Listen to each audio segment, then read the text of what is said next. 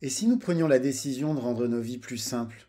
Si nous commencions à prendre du plaisir en faisant beaucoup plus, mais avec moins de ressources? Si retourner à l'essentiel devenait pour chacun d'entre nous un objectif? Je m'appelle Lionel Clément et depuis une dizaine d'années, j'ai décidé de mener une vie plus simple, plus en adéquation avec mes valeurs. Durant ces 10 années, j'ai travaillé à mener une vie plus frugale et j'ai découvert que c'était absolument pas une vie triste, ennuyeuse et pleine de frustration. J'ai découvert dans la frugalité une forme d'abondance qui aujourd'hui me rend pleinement heureux, même si je suis encore loin, très loin d'être arrivé. Et je suis convaincu que cette quête de simplicité est la quête de ma vie. J'ai créé les chemins de la frugalité pour partager mon expérience, mes découvertes, mais aussi pour vous inspirer et vous donner envie, à vous aussi, de faire de l'essentiel le tout de votre quotidien. Je vous souhaite de passer un excellent moment avec moi sur ces chemins qui, au final, ne nous mènent qu'à nous-mêmes.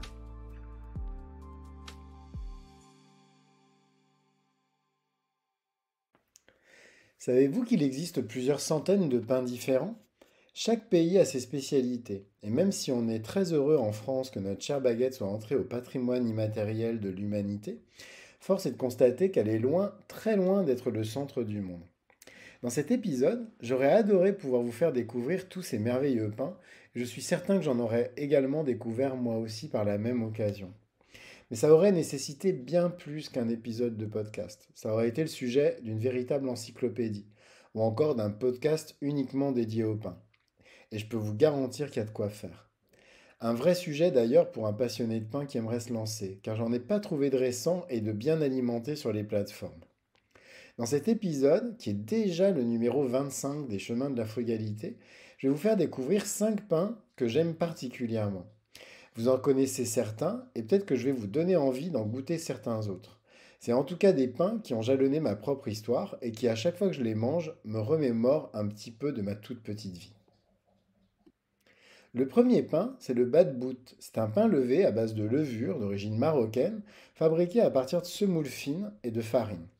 Personnellement, j'ai découvert ce pain il y a près de 25 ans en Algérie alors que je séjournais dans un petit village situé entre Oran et Tlemcen. En fait, on trouve ce pain dans tout le Maghreb. On l'appelle matlou en Algérie et kessra en Tunisie. Pour la petite anecdote, ce pain serait d'origine berbère. Ces nomades du désert l'ont progressivement fait connaître et populariser, notamment parce que c'est un pain délicieux et très facile à préparer.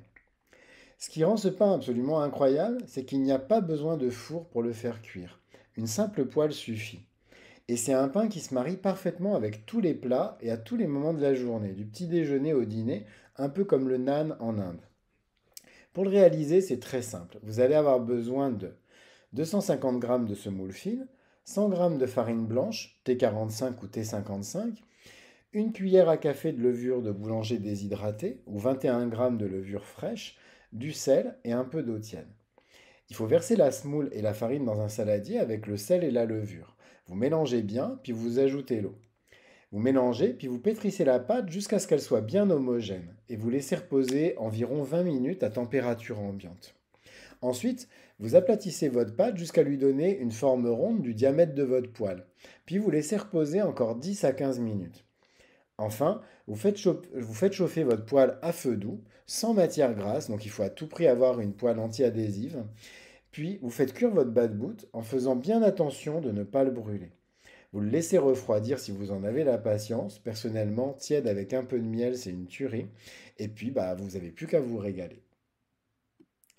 Le deuxième pain, c'est le soda bread, un pain que j'ai découvert il y a très peu de temps. Un pain que j'ai découvert pendant le confinement, tout simplement parce que j'arrivais pas à trouver de levure et que mon levain maison n'était pas encore prêt. Et ce qui m'a amusé dans cette recette de pain, qui est d'origine irlandaise, c'est que c'est un pain qui a justement vu le jour à l'occasion d'une pénurie au XIXe siècle, suite à la crise financière qui a secoué le Royaume-Uni en 1825. Dans cette recette, donc, pas de levure ni de levain, mais uniquement du bicarbonate de soude pour avoir un beau pain bien gonflé avec un super goût entre le pain et le gâteau. C'est un pain génial avec de la confiture et du beurre, mais on peut aussi le manger avec des ragoûts, des plats en sauce. Et je vous préviens, c'est vraiment un pain qui est super addictif.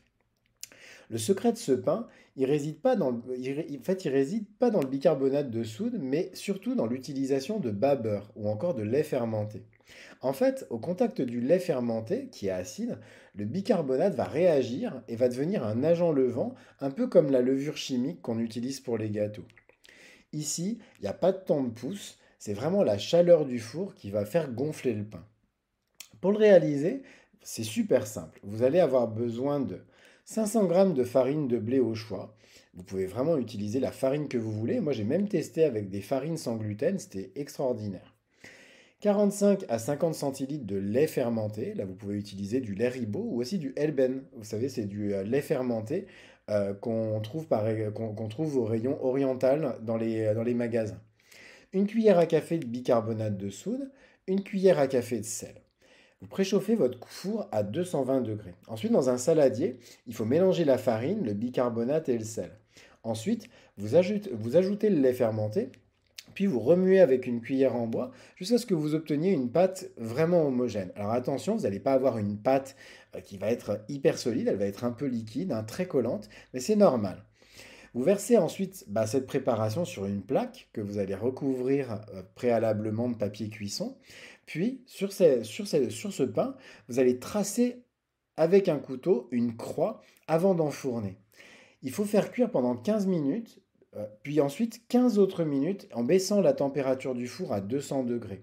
Et puis ensuite, vous n'avez plus qu'à faire refroidir sur une plaque avant de déguster votre soda bread. Le bagel, c'est le troisième pain, et c'est forcément un pain que vous connaissez tellement il s'est popularisé ces dernières années. Mais est-ce que vous connaissez l'histoire du bagel? Selon la légende, il aurait été créé en Pologne en 1683 par un boulanger afin de remercier le roi Jan Sobieski d'avoir repoussé une invasion turque et ainsi protégé les juifs qui résidaient dans la ville. Ce petit pain, rond en forme d'anneau et délicieux, à la croûte toute dorée, s'est depuis exporté dans le monde entier. L'originalité du bagel, c'est qu'il est poché, exactement comme le bretzel. Ça signifie qu'il est cuit une première fois dans l'eau ou encore dans un bouillon. Pour avoir testé avec un bouillon de légumes, c'est extraordinaire. Puis la cuisson est ensuite finie au four. C'est ce qui rend ce petit pain croustillant à l'extérieur et tout moelleux et fondant à l'intérieur. Pour le fabriquer, vous allez avoir besoin de 375 g de farine, une cuillère à café de levure de boulanger déshydratée, une cuillère à café de sel, 190 ml d'eau tiède, 2 cuillères à soupe d'huile d'olive, des graines de sésame pour la décoration, mais vous pouvez utiliser n'importe quelle autre graine, hein, des graines de courge, des graines de tournesol, etc. Et pour le bouillon de pochage, il va vous falloir 2 litres d'eau ou de bouillon de légumes. Je vous conseille vraiment de tester le bouillon de légumes.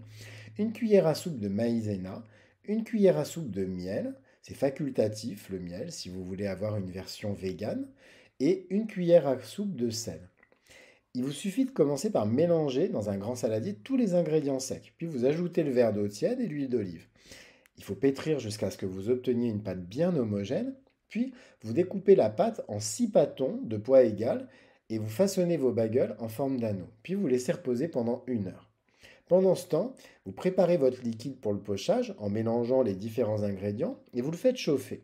Une fois qu'il est bien chaud, vous faites pocher dans l'eau chaque bagel pendant 1 minute 30 à 2 minutes. En fait, ils sont prêts, un peu comme les gnocchis, dès qu'ils remontent à la surface. Puis vous les disposez sur une plaque recouverte de papier cuisson, vous les saupoudrez de graines, les graines de votre choix, puis vous les enfournez dans le four préchauffé à 210 degrés pendant 20 à 35 minutes avant de les déguster. Le quatrième pain dont je voulais vous parler, c'est un pain qui est très populaire en Allemagne et particulièrement dense et nourrissant parce qu'il est fabriqué à partir de grains entiers. Adolescent, j'étais parti en voyage scolaire à Munich et j'avais découvert ce pain dans la famille d'accueil où je dormais. Sur le coup, je ne l'avais pas trouvé très appétissant, hein. Il est de couleur noire comme ça avec tous les grains apparents. Donc j'étais adolescent, donc sur le coup je m'étais dit bon, ça a l'air un peu bizarre.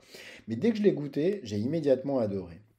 Au point qu'encore aujourd'hui, hein, j'en fabrique régulièrement ou j'en achète aussi, car c'est un pain qui est super simple à réaliser. Alors, c'est un petit peu plus technique que les pains précédents, parce qu'il va falloir quand même fabriquer un levain préalablement à la fabrication du pain, mais vous allez voir, je vais tout vous expliquer. Pour le fabriquer, vous allez avoir besoin de pour la réalisation du levain, ça va être un levain de seigle, il va vous falloir 60 g de farine de seigle et 60 g d'eau à température ambiante. Et puis ensuite, pour la fabrication du pain en lui-même, vous allez avoir besoin de 250 g de grains de seigle entier, 100 g de farine de blé intégrale, 50 g de grains d'épeautre, 500 g de farine de seigle, 175 g de farine de sarrasin, 75 g de graines. Alors là, vous prenez ce que vous voulez, hein, du sésame, du sarrasin, du tournesol, du lin, ce que vous voulez. 2 cuillères à soupe de sel et 1 cuillère à soupe de mélasse.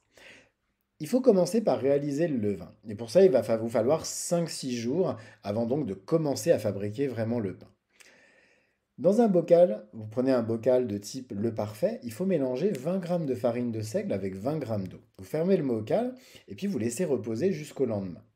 Le lendemain, vous ouvrez votre bocal, vous rajoutez 20 g de farine de seigle, vous rajoutez 20 g d'eau, vous remélangez et vous refermez votre bocal que vous laissez à nouveau reposer pendant 24 heures. Puis le troisième jour, pareil, vous rouvrez votre bocal, vous remettez 20 g de farine de seigle et 20 g d'eau et vous mélangez. Puis ensuite, vous allez laisser reposer à température ambiante les quatrième et cinquième jours. Et là, normalement, vous allez voir, au bout du quatrième et cinquième jour, vous allez avoir commencé à voir apparaître des bulles dans votre levain.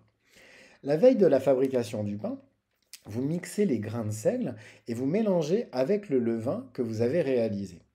Vous ajoutez la farine de blé intégrale et 300 g d'eau. Puis vous pétrissez jusqu'à former une boule, puis vous laissez reposer cette boule à température ambiante jusqu'au lendemain.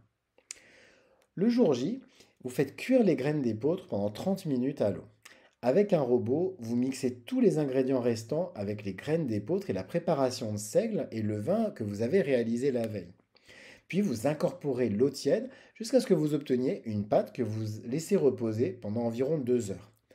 Ensuite, vous allez répartir cette pâte dans 2 moules rectangulaires, typiquement les moules à cake, et puis vous préchauffez votre four à 200 degrés et vous faites cuire vos pains au bain-marie. Donc vraiment, il faut les faire cuire au bain-marie, on n'est pas sur une cuisson à très haute température, vraiment en mode grill, hein, comme le pain classique. Il faut vraiment le faire cuire au bain-marie pendant environ 1h15. Ensuite, vous n'avez plus qu'à le démouler et puis vous le faites refroidir sur une grille avant de le déguster. Enfin, le dernier pain dont je vais vous parler aujourd'hui, c'est l'injera, un pain d'origine éthiopienne que j'ai découvert dans un restaurant érythréen il y a une quinzaine d'années. La spécificité de ce pain, c'est qu'il permet de saisir les aliments qui vont être vraiment mangés avec les doigts. Donc en fait, vraiment le pain en fait, va vous servir d'assiette, il va vous servir de cuillère, etc. Il faut vraiment avoir ce réflexe de vous dire que c'est un pain qui va vous permettre de manger avec les doigts et pas du tout d'utiliser des couverts. Il a un goût à tomber par terre, il est vraiment super bon, tout simplement parce qu'il est fabriqué à base de farine de teff. Donc le teff, c'est une céréale qui est traditionnellement cultivée en Éthiopie et qui a un goût très prononcé. Moi, j'aime beaucoup. C'est un goût, je sais pas comment dire en fait, c'est un goût un peu toasté, comme ça, c'est vraiment très agréable. Pour le réaliser, vous avez besoin de 250 g de farine de teff, que vous trouvez très facilement dans les magasins biologiques, une cuillère à café de levure de boulanger déshydratée, une pincée de bicarbonate de soude, 500 ml d'eau tiède et une demi-cuillère à café de sel. Il faut commencer par mélanger les ingrédients dans un saladier jusqu'à l'obtention d'une pâte qui va avoir la consistance un petit peu d'une pâte à crêpes un peu épaisse, vous voyez. Une fois que vous avez obtenu cette pâte, vous allez la recouvrir avec un film alimentaire, ou mieux avec un couvercle, hein, si vous voulez éviter d'utiliser du film alimentaire en plastique, et vous laissez reposer 48 heures au frigidaire. Le jour de la fabrication, vous n'avez plus qu'à faire cuire la préparation comme des crêpes dans une poêle chaude avec un petit peu d'huile. Elles sont super bonnes tièdes avec toutes les préparations de votre choix. Personnellement, moi je les avais testées avec un bœuf bourguignon et c'est absolument, alors c'est très très original et osé, mais c'était absolument délicieux. Cet épisode des chemins de la frugalité est maintenant terminé. Comme d'habitude, je vous invite, si vous avez aimé mon podcast, à vous y abonner et puis à lui mettre 5 étoiles sur votre plateforme de podcast préférée. Ça va m'aider beaucoup à bien le référencer pour que justement il y a de plus en plus de personnes qui puissent le découvrir. Et sinon, vous pouvez également le partager autour de vous afin de le faire connaître à vos proches. En attendant, je vous souhaite à tous une très belle fin de journée et je vous dis à demain pour un nouvel épisode. Au revoir.